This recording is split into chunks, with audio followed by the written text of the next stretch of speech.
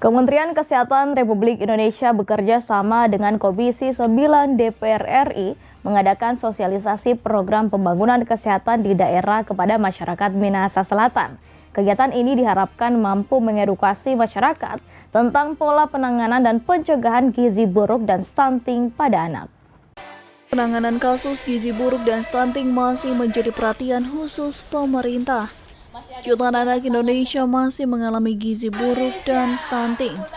Sebagai upaya menangani hal tersebut, Kementerian Kesehatan Republik Indonesia bekerja sama dengan Komisi 9 DPR RI mengadakan sosialisasi program pembangunan kesehatan di Desa Rumoong Bawah, Kecamatan Amurang Barat, Kabupaten Minahasa Selatan.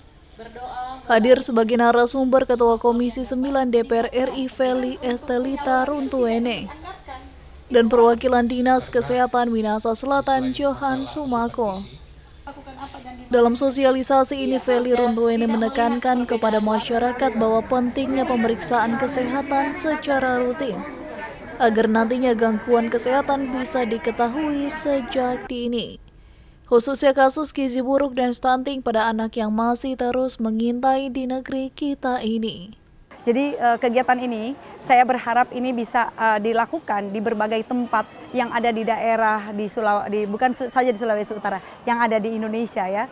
Paling tidak setiap kabupaten kota ada satu titik untuk dilakukan kegiatan-kegiatan seperti ini, karena ini adalah kegiatan yang sangat positif bagi masyarakat itu sendiri.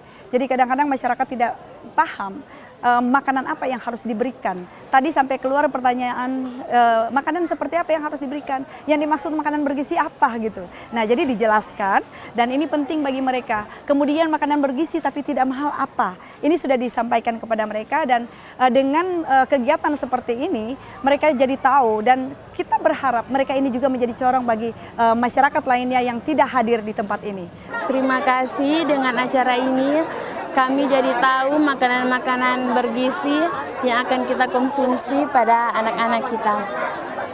Data terbaru kasus stunting di Minahasa Selatan berjumlah 421 kasus.